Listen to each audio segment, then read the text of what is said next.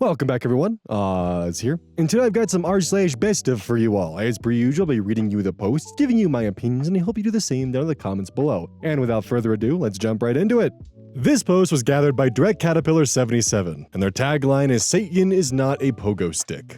And real quick, for a little bit of meme history lesson for those of you who don't understand this "Satan is not a fucking pogo stick" line, it comes from an old post where scientists were arguing about snakes and the historical and biblical connotations of them and whether or not they were similar to a spring or various of other adaptations and representations, and one of the scientists apparently just screamed that Satan is not a fucking pogo stick. It's a fairly old Tumblr post, but it's a classic, and it's a direct reference to that. I covered it on the main channel once upon a time, several moons ago, so I thought I'd give a little bit of a history lesson as to the significance of that. Anyways, my 31 female, boyfriend 30 male staunchly believes we did an art class together a long time ago. We never did, and it is tearing our relationship apart as he thinks I'm lying. And I don't know what to think. The original OP is a throwaway account, and this was posted to r/relationship advice. Originally posted November 29th, 2019. This is kind of weird, but I'm at the end of my rope with this. Me and my significant other Tom recently started dating again. Currently, we've been together for 6 months now. We were a couple 3 years ago during university. We were close back then, but I ended up getting an amazing job offer from a big tech company and was required to relocate to South Virginia. Tom, unfortunately, was being forced to look after his 2 younger siblings after his mother passed away.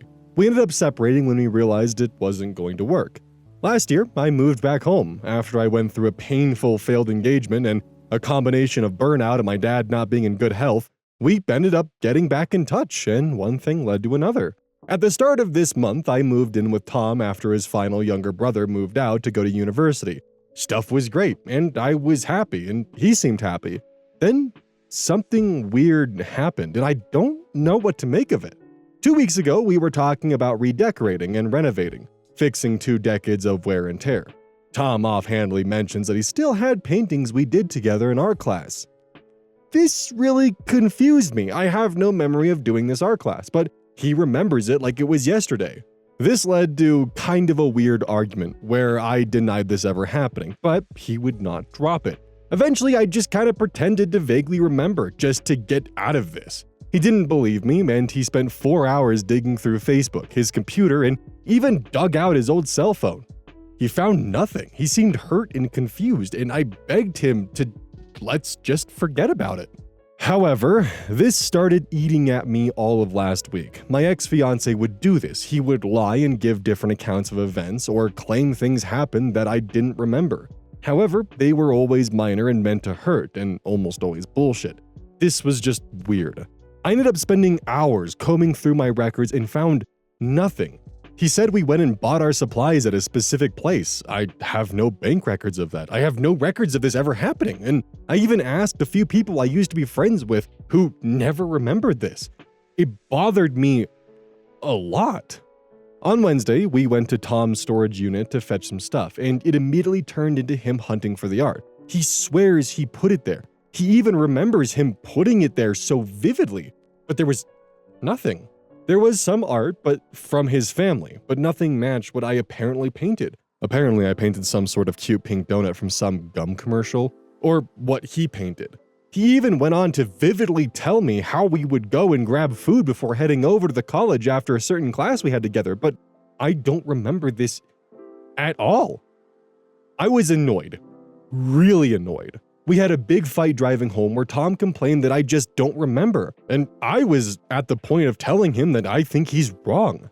It was awkward that night, and I broke down and told him he was wrong, and this isn't going to work out if this continues. Today has been really awkward, and I feel this stupid little thing of no significance is going to rip this relationship apart.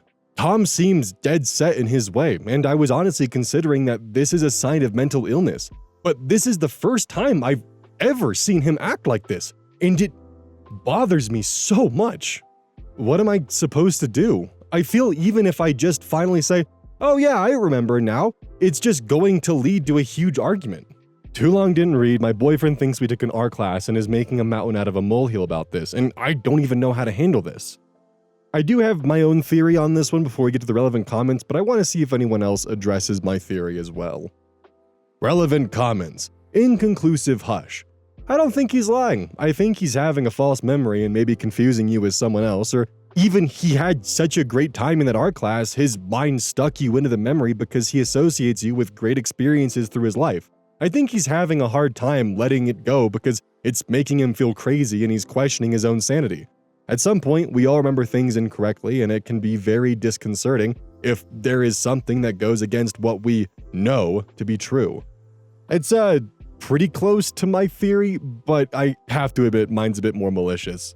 OP responded to that comment with, "So the part that bothers me is he is dead sure of when it happened when we were a couple. Specifically, he is dead set that it was every Wednesday after we had a certain class. He remembers the specific class, the professor, and the fact that it ended around 6 p.m., which is 100% true. But he remembers us going to this art class for 2 months afterwards, which just didn't happen. I remember that class being held, but nothing afterwards, which is why I'm confused, which is why this is bothering me so much." Bex the cat comments, "That's the thing about false memories. You can't tell them from real ones. My boyfriend will insert me into some of his old concerts and I have to tell him I wasn't there. But he also realizes he may be remembering incorrectly. Sit him down and tell him that you love him and that it doesn't matter. Y'all can paint together all you want now."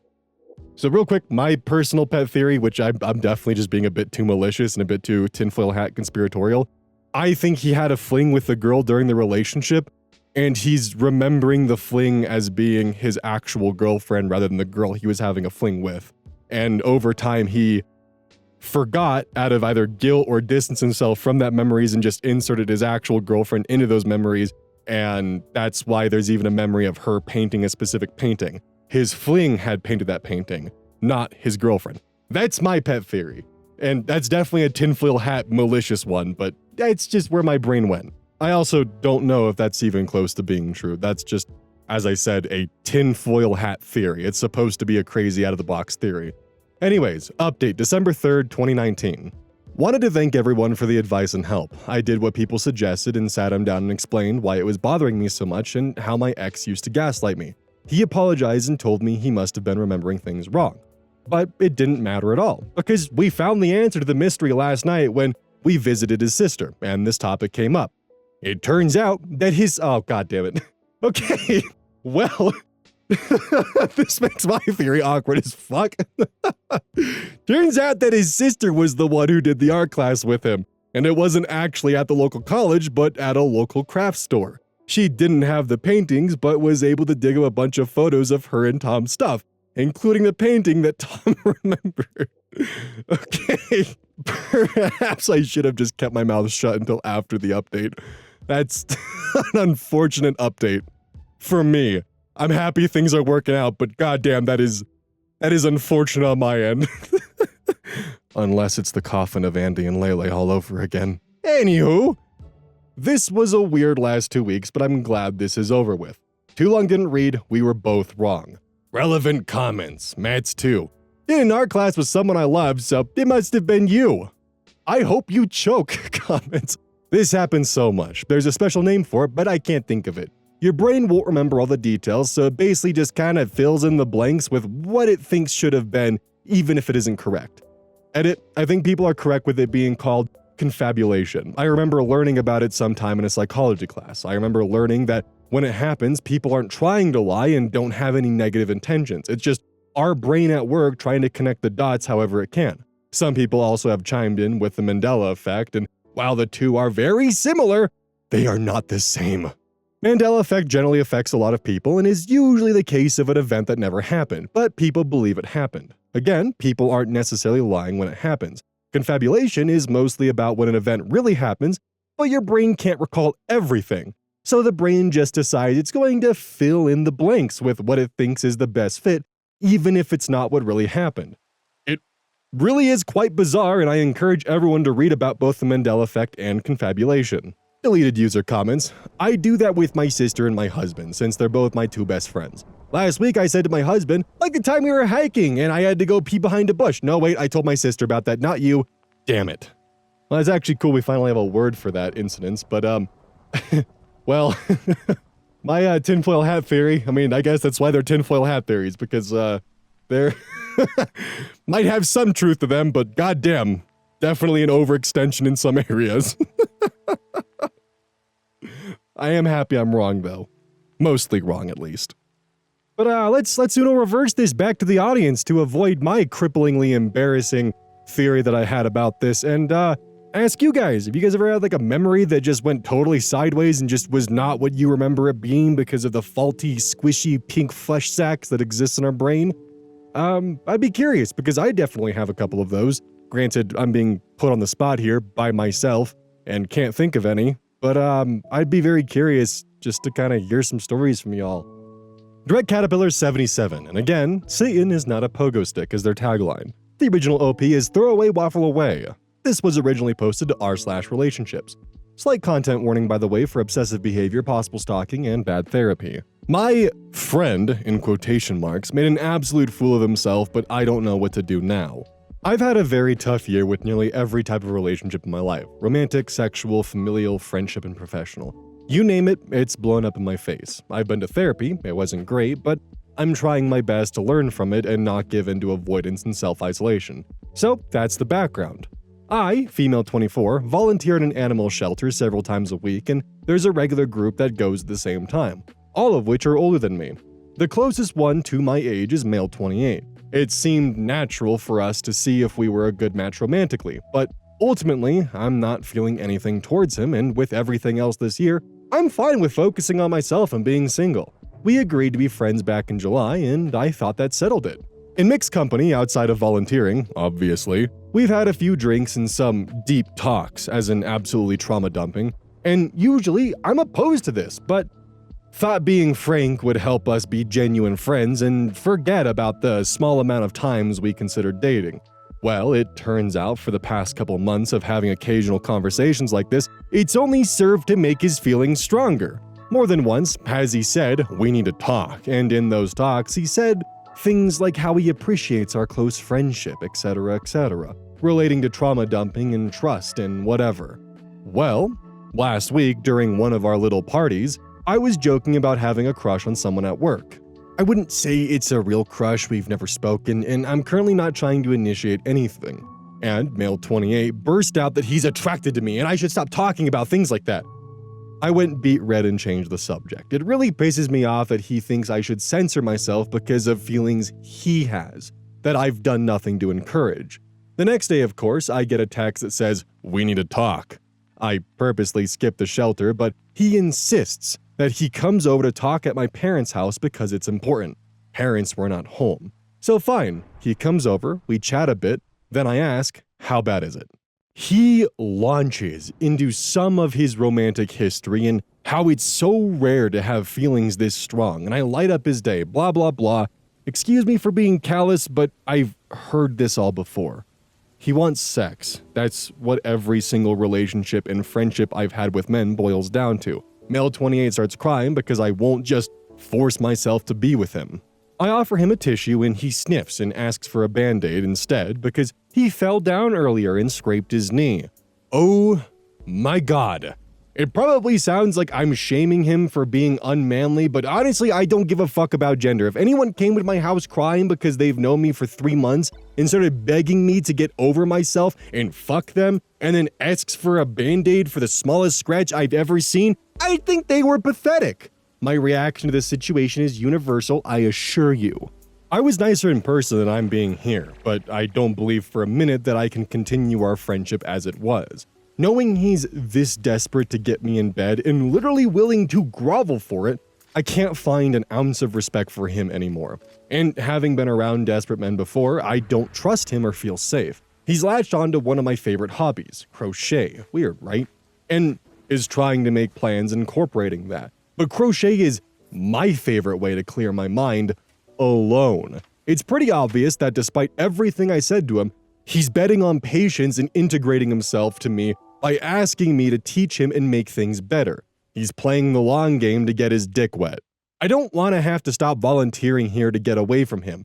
And what I learned in therapy encourages me to get past this to maintain the friendship.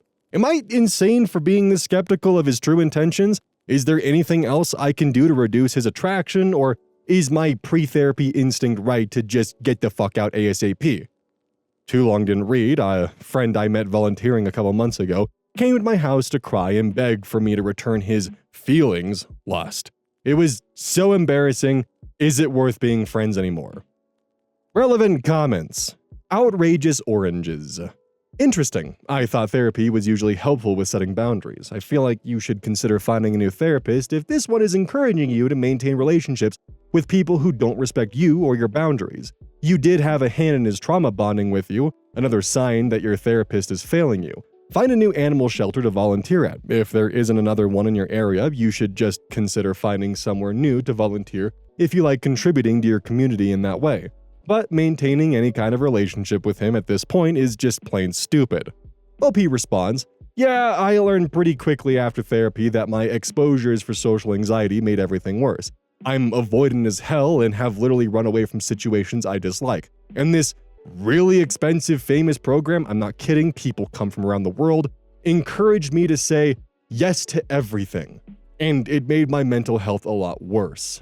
Defons responds to this comment chain with, "Say yes to everything? Do you have to sign a contract that states you won't sue the program if you end up getting assaulted or killed because you said yes to keeping a crazy stalker in your life?" OP responds, "For how well acclaimed this facility was, all they had was one-size-fits-all band-aid solutions, so I should have never taken all their advice to heart. But I promised my parents I'd try because of how expensive it was to go. I can see how this would work for some people with social anxiety, but there wasn't a lot of consideration for the possibility that lack of firm boundaries was related to social anxiety." Minnesota. This guy isn't your friend. He would have put these feelings in check immediately if he was truly your friend. He would have asked for distance while his feelings cooled down. Anything but come crying to you begging for a relationship. He's a 28-year-old man, not some hormone-driven teen. He heard you when you said that you just want to be friends, and he's decided that's not good enough for him. OP responds with, "That's the issue I have with the crying here. I'm all for men being vulnerable and stuff, but this felt extremely manipulative, though I can't imagine how that would make me want to rip my clothes off, Lamau. I was not nice how I described my feelings toward it, but I've seen Reddit pounce on stuff like that." Sure enough, a couple comments came through. And I'm pretty heated that one of my first attempts at a friendship again ended up the exact same way. All about waiting for me to give in. Here's another potential attack point for the internet. I guess I'm pretty, whether or not I wear makeup. So I've pretty much always been treated like this. Every guy friend I thought I had gone there eventually. Even years later, "Oh, I always had a crush on you." Or, "I think I'm making a friend, but I get ghosted if I bring up that I like someone else." It's pretty clear my only value is having certain anatomy and a face that doesn't make people gag. And I don't have any empathy left anymore for situations like this. He never specifically said he wanted to fuck me, just be with him. But I can't see any possibility that he means me as a human and not a sex doll after dozens and dozens of experiences. Update, October 25th, 2022, 4 days later. So before I made my original post, I already had plans with a mixed group including Male 28. Before I dive in, I just want to thank everyone that shared their experiences with ill-informed therapy, social anxiety, boundaries, and struggles similar to mine. I wish I was in a place where I could trust my gut without other input, but at least there are kind, encouraging people out there. So, unfortunately, the other people canceled. It was not on purpose, just things fell apart on their end. And I ended up alone with Male 28. It was okay. Later on in the day, some of the others did show up and we were playing around with those TikTok tarot readings, just being silly. Well, when it was my turn, the video that came up, of course, was all about love and romance, and I was like, oh, no way, this makes me want to gag. Male 28 immediately burst into tears in front of everyone because I wish you had said that the other night, that I make you want to gag. To be fair, there were some shots of alcohol involved before this, but still. I generally had a good day and wanted to keep the vibe, so I basically had to talk him down, also in front of everyone. And then, once everyone left, he pulled me aside. Shocker, huh? And I had to reiterate again that the stupid TikTok thing is literally just TikTok. My reaction was not about him and had to defend my entire position in life again. Then he asked if he could prove himself to no longer make a scene by helping me study for university. I said I wasn't sure, but obviously I'm not going to do that. It's hard enough to focus on school without a weepy baby having tantrums next to me and probably checking me out when I'm not looking. So it's sad and it sucks because I have to change my whole shit now. But I managed to find some other volunteer shifts that work with my schedule, but it's cutting down to 1 day a week. I told the coordinator why and that I would like my new schedule to be private if possible, and they agreed to take me off the email list and just know when I'm coming in. I feel bad complicating her job and also ditching the other volunteers, but at least I still get to see the animals I've grown warm to. I allude to this being a pattern in my life in my previous posts and comments, but truly this guy takes the cake. He really believes that every single thing I have to say revolves around him. Like he takes up space in my head. Well, I mean, he does, but like in a negative way. This week, things seriously escalated on his end, and I'm already tired of it. Surprise, male 28, I've actually lived an entire life without you, and I will continue to do so. Sorry you're so insecure that your life can be totally encompassed by someone else this easily. It's sad, but I doubt he will change. The tactic of cry then guilt into more of what I want is super easy to do. He sees every activity I do alone, joyfully, as an opportunity to commandeer that time and make it about him.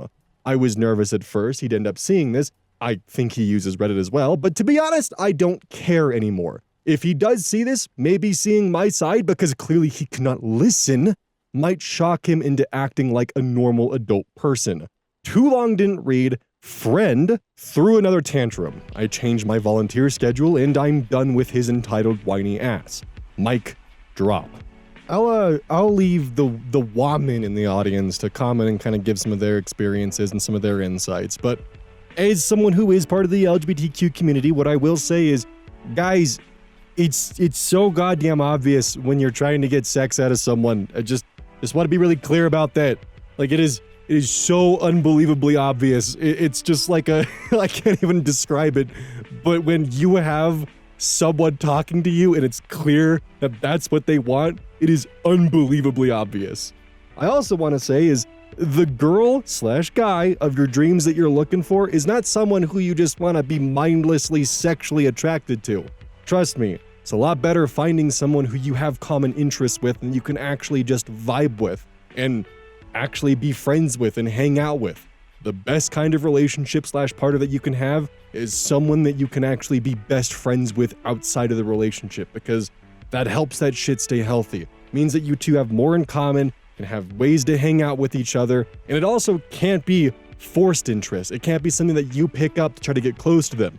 They have to be things that are mutually in common from the get-go. Now, once you're in the relationship or closer friends with them, there's nothing wrong with like picking up common hobbies that, you might be interested in or willing to pick up to spend more time with them.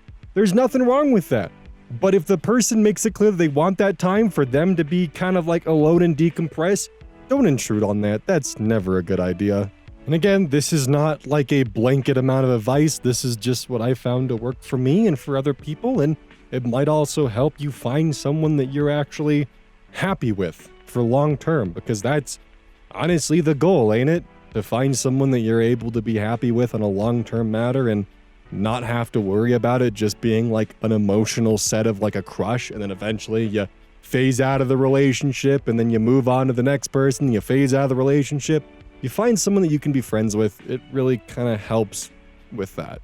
But hey, it's different for everyone else, and that's just kind of my experience with it. So please, feel free to comment, what's worked well for you and how things have gone if you're in a long-term successful relationship, and, what you believe to be the secret to that, and kind of maybe help some people that are still trying to find their own way, maybe get a bit more comfortable with it. And also, as just kind of like maybe a general ending note that I feel is important to talk about, for guys, we're kind of in this really shitty situation where it's not okay for us to share our feelings, and the moment that we're able to actually do so, it causes just a lot of emotions to flare up and definitely creates some pretty tricky situations. And guys, there's nothing wrong with being a bit emotional. Just don't end up on tears and asking for a band-aid from a girl that rejected you because you scraped your knee while going up to confess your feelings at her parents' house.